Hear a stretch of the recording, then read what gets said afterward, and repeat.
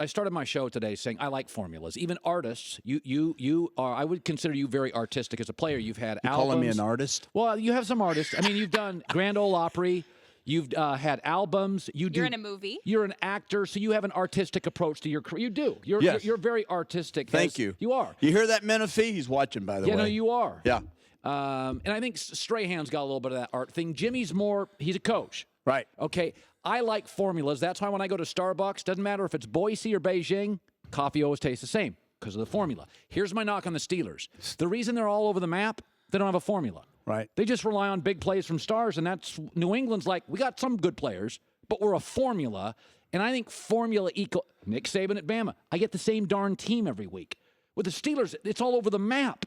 Okay. What's the formula for them? Well, you're wrong. I am. Yeah, you're wrong. What's the formula? Well, first of all, they have a young defense that's playing really good, okay? So they have definitely addressed their defensive issues, okay? Don't ask me to name them because yesterday on the show, I couldn't even get I couldn't get Edelman out. Okay. Julian Edelman. Yeah. I called him Julia. And, of course, those guys sit there and wait for me to mess up. You know I'm going to mess up 3 or 4 names. Oh, that's fine. Because my brain goes way faster than my tongue. Yeah. And then Strahan's over there, and then, Right. they nail me. But back to your question, yeah, I think they do have a formula. They have big time. They have a good defense. They have big time players at running back, wide receiver, and a Hall of Fame quarterback, and probably a Hall of Fame wide receiver. So they have a formula, and they play good football. You're showing a fader out there. They play good football, and their big time players show up in big time games and are in games in general, and they make the plays to win it. There's a zone adjustment right there against cover 2. But why are they struggling with Green Bay at home and Indianapolis? New England doesn't, and New England doesn't have these players at running back and wide receiver. They struggle. I understand what you're saying. I don't know why. I really don't. You're saying they play down the competition all the time. Yeah, not all the time, but I understand what you're saying. Can they be? They don't.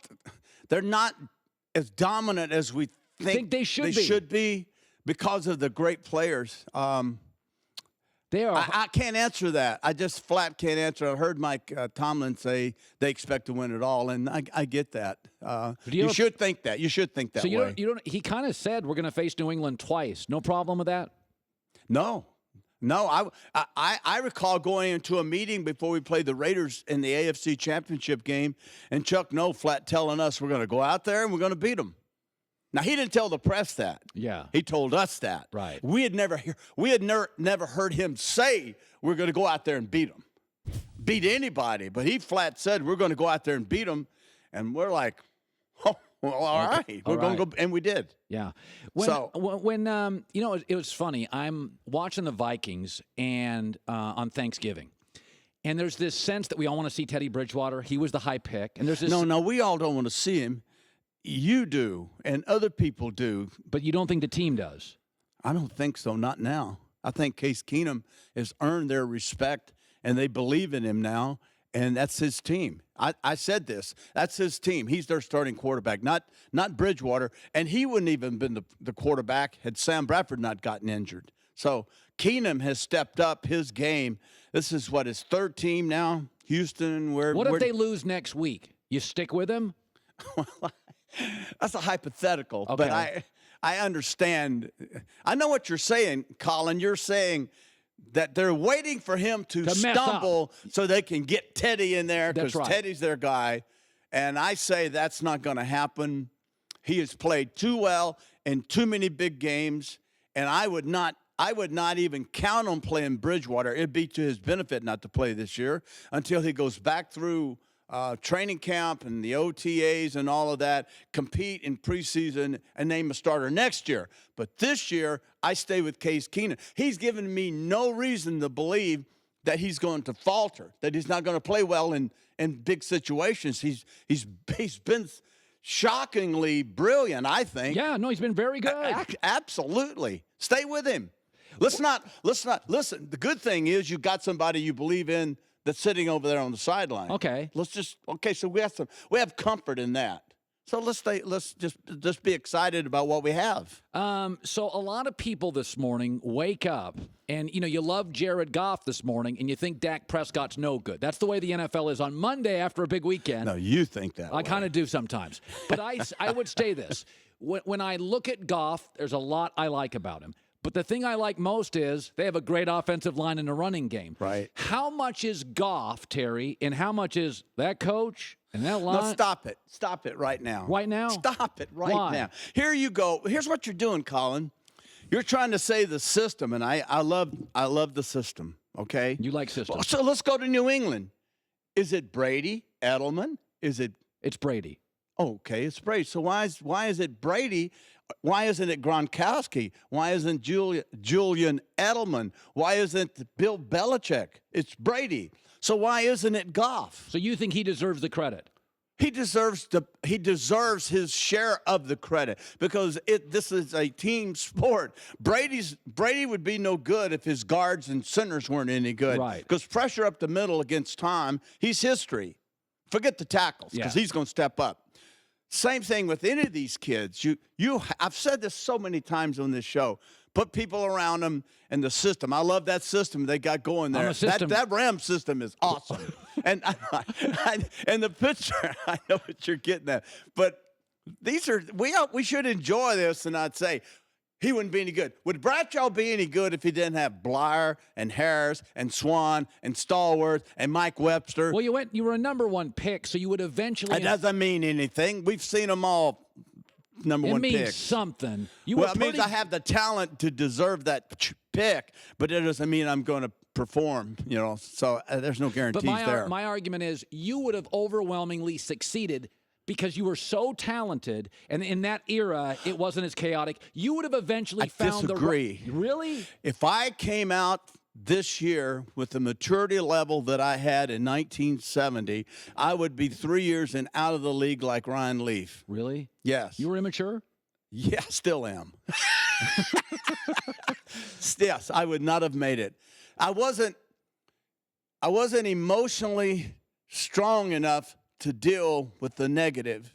In college, I was always patted on my back and told how great I was, and it was everybody else's fault, and I rose to the top. I fed off of that. If you beat on me, I go the other way. Now, after having survived, I became a much stronger emotionally person. Stable to where I could deal with it. So I grew into that role, but I don't think coming out today the way I was in 70, I don't think I would last 3 years. I think they would give up on me. Wow. I'm dead serious. I just don't handle that well. Yeah, that's okay. Yeah, I know. I'm the same way. I'm being brutally honest. No, I'm the same way. I could never be a manager of people. I can be this. I can't I don't think you're a manager of people. You're a talent. I'm not a leader of people in the sense that I'm a Marino, Unitas, Staubach, guys that were vocal and powerful out there. I just did my job. I didn't have time to go up and down the sidelines telling everybody like Aikman and these guys, which I wish I were like that, but I'm more of a sit back and you go do it. Yeah. I don't want to do that. That's okay. Yeah, that's just who I was. By the way, Cam Newton drives me crazy because, again, you're going to get mad at me I don't know what's wrong with Cam Newton. Yesterday it was 11 for 28, Terry. It's horrible. Terry, right. Bad. Like, by the way, you got to give Carolina some credit. They scored 35 points and the quarterback completed 11 throws. Who in the NFL scores 30? That defense is good. That GM is good. That coach is good. That owner is stable. He's got a little more talent around him than people say. Well, what do you think's going on with him? I was asked that this morning already. Okay, I've been on the phone already this morning, and a gentleman from Chicago, who's a good friend of mine, asked me that very question. And I said, Cam, it could be that Cam's got so much money, he's satisfied. Sure.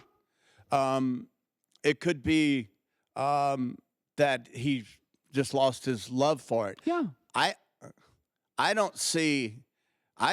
just don't see the results that I expect from a guy 2 years ago that has that talent. That was the MVP in this league and who lit this league up. You don't go backwards. You go forward.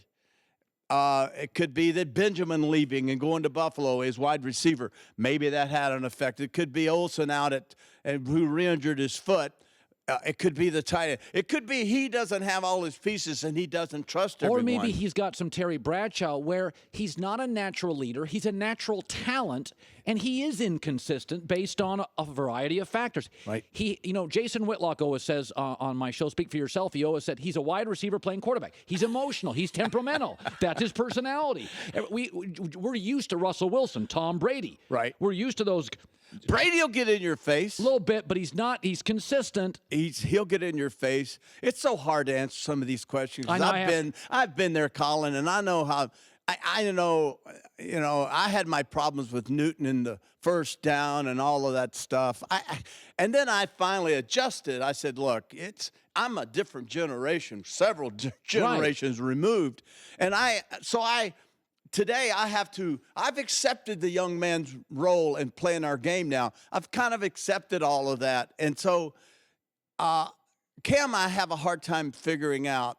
Yesterday, he missed some people wide open. Wow. Just missed them wide. And Jimmy and I were watching the game together, and I said, golly, he's missing people wide. This is a big game. Had it not been for the fourth quarter and the fumble return by Kuechly and the kickoff return, they don't win that game. I don't think they do. Thanks for watching. Subscribe here to get the latest from the show. Also, be sure to check out more of the best clips from The Herd, or go watch a few segments from the newest show on FS1, First Things First, with Chris Carter and Nick Wright.